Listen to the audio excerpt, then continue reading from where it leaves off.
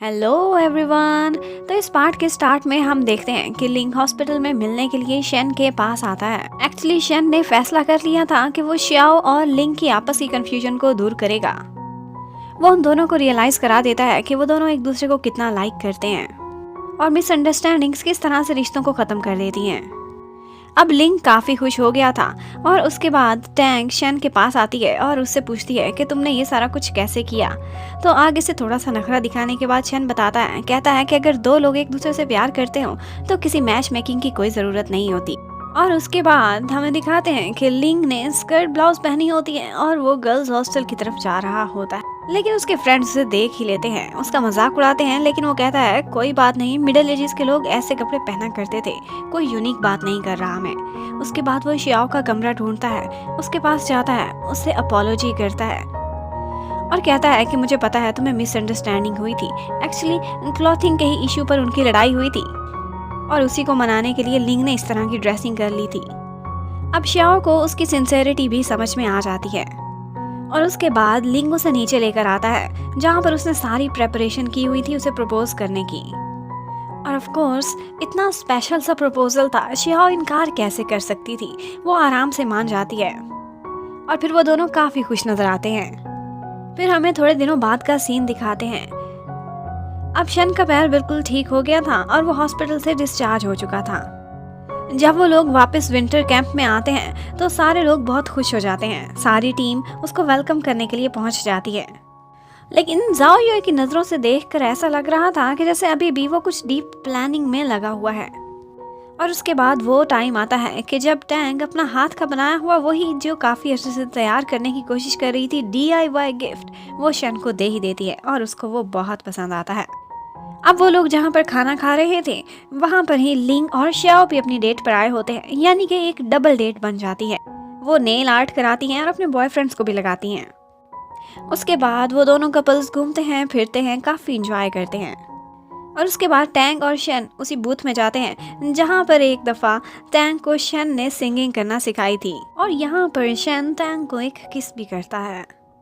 और वहाँ पर टैंग शन से पूछती है कि ये एक वॉच होती है तुम्हारे पास हर टाइम पे, ये कैसी है। तो शन कहता है कि मुझे इसके बारे में ज़्यादा नहीं पता, इतना पता है कि जब मेरा एक्सीडेंट हुआ था तब ये मेरे पास थी, मुझे इसे अपने पास रखना अच्छा लगता है। और उसके बाद हमें लिंग का सीन दिखाते हैं। वो श्याओ को कहता है कि शूटिंग टीम में मैं आया था लेकिन सिर्फ फन के लिए, मैं यहाँ प्रोफेशनली नहीं रहना चाहता और ना ही मैं इतना कैपेबल हूँ कि एक प्रोफेशनल एथलीट बन सकूँ। एक्चुअली मैंने पहले लाइफ को कभी इतना सीरियस लिया ही नहीं था, लेकिन अब तुम मेरी लाइफ पार्टनर बनने वाली हो तो मैं सोचने लगा हूँ कि मैंने अपना फ्यूचर कैसे बनाना है। और उसके बाद हमें पता चलता है कि लिंग ने फैसला किया है कि वो शूटिंग को छोड़ देगा और अपने डैड के बिजनेस को अब सीरियसली लेगा।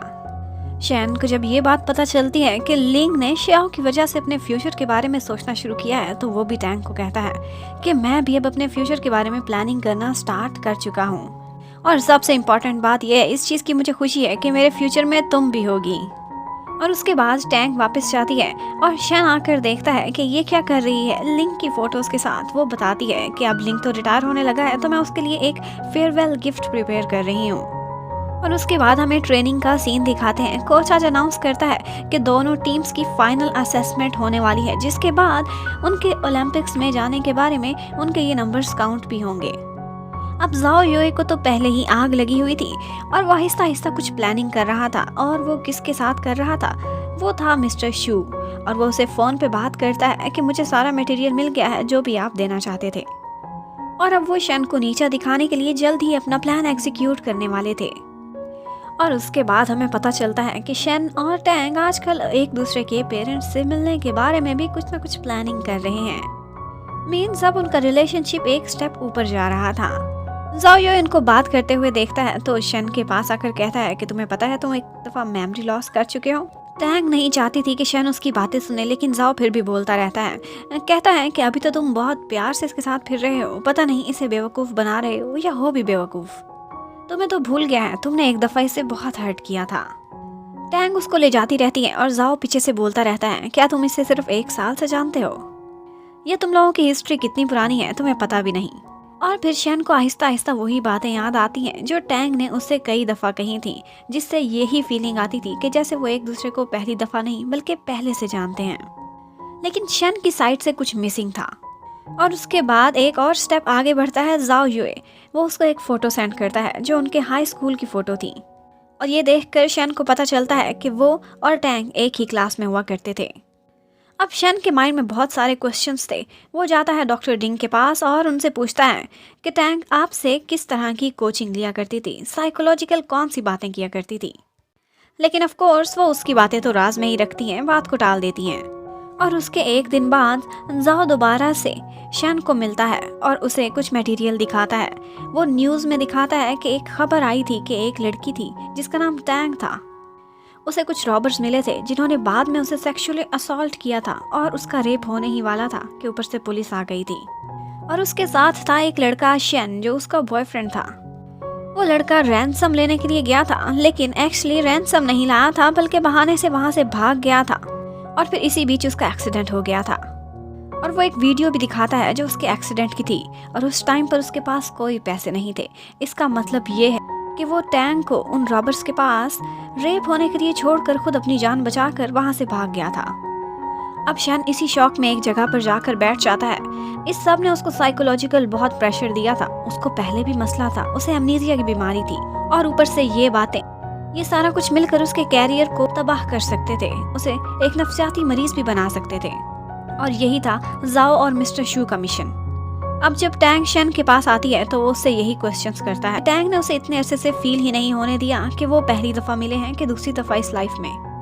और वो खुद को बहुत गिल्टी फील कर रहा था कि क्या मैं इतना बुरा इंसान होता था कि मैंने तुम्हें उन डाकुओं के सहारे छोड़ दिया और खुद भाग गया। अब शन ने ये सारी बातें अपने माइंड पर सवार कर ली थी। वो कॉन्टिन्यूसली अपनी शूटिंग की प्रैक्टिस करता रहता है, बस एक रोबोट सा बनकर रह जाता है, लेकिन उसका माइंड हाजिर नहीं होता। और ये बात उसके फ्रेंड्स भी फील करते हैं, उसका कोच भी और टैंग भी। सारे लोग चले जाते हैं लेकिन वो खड़ा प्रैक्टिस करता रह जाता है। टैंग उसे बुलाती है, खाने पर ले जाने की कोशिश करती है, लेकिन वो कोई जवाब नहीं देता। शन को सारा टाइम याद आता रहता है कि एक दफ़ा टैंग ने बताया था कि उसे कुछ डाकुओं ने किडनैप कर लिया था, उसका सेक्सुअली असॉल्ट कर रहे थे, और इसी वजह से वो शन को भी आजकल अपने रिलेशनशिप में एक्सेप्ट करने में देरी कर रही थी। वो कोई भी इंटीमेट रिलेशन नहीं होने देती थी, उस साइकोलॉजिकल इश्यूज हो जाते थे। शन इस सब के लिए खुद को रिस्पॉन्सिबल समझ रहा था, लेकिन फिर भी जब अगले दिन कंपटीशन स्टार्ट होता है तो उसकी शूटिंग पर कोई भी असर नहीं पड़ा था। वो एक मशीन की तरह सारे निशाने ठीक लेता जा रहा था, लेकिन यहाँ पर प्लानिंग करता है जाओ और मिस्टर शू को बुलाता है। वो उसकी साइकी को समझ चुके थे और उसके सामने खड़े होकर टैंक के पीछे कुछ इस तरह के इशारे करते हैं कि शन के दिमाग पर और दबाव बढ़े। और ऐसा ही होता है, वो एकदम से अपनी शूटिंग छोड़कर चला जाता है और किसी से भी बात नहीं करता। अब उन लोगों की टीम वो कंपटीशन हार चुकी थी। सारे लोग परेशान थे कि लाइफ में पहली दफ़ा ऐसा हुआ है कि शन ने कोई निशाना मिस किया है, और अब वो गायब भी हो चुका है। टैंक फिर से शन के पास जाती है, उसे ढूंढती है, उसे समझाने की कोशिश करती है कि ऐसा कुछ भी नहीं था, जाओ ने झूठ बोला है, तुम मुझ पे और खुद पे बिलीव करो। जबकि दूसरी तरफ जब सारे फ्रेंड्स इकट्ठे बैठे होते हैं तो लिकी उनको बताता है कि मैंने जाओ को शन से बातें करते हुए देखा था, और उन्हीं बातों के बाद से ही शन ऐसे खोया खोया है। वो लोग इस राज को पता कराने के बारे में प्लानिंग करने लगते हैं और सोचते हैं कि जाओ के जाकर लॉकर की तलाशी लें। 3 लोग जाकर एक नाटक खड़ा करते हैं, दूसरी टीम के बॉयज से लड़ने लगते हैं और बाकी लोग जाकर लॉकर में से कुछ सामान निकाल आते हैं। जबकि शन वो टैंक की किसी भी बात का कोई जवाब नहीं देता, बिल्कुल बुत बनकर बैठा रहता है और उसे छोड़कर चला जाता है। जबकि उन बाकी सारे फ्रेंड्स को जाओ के लॉकर में से कुछ ऐसा सामान मिलता है जिससे उन्हें पता चल जाता है कि मिस्टर शू से मिलता जुलता रहता है। और आज भी मिस्टर जाओ और शू दोनों इकट्ठे बहुत खुश खड़े होते हैं क्योंकि उनका प्लान सक्सेसफुल हो गया था।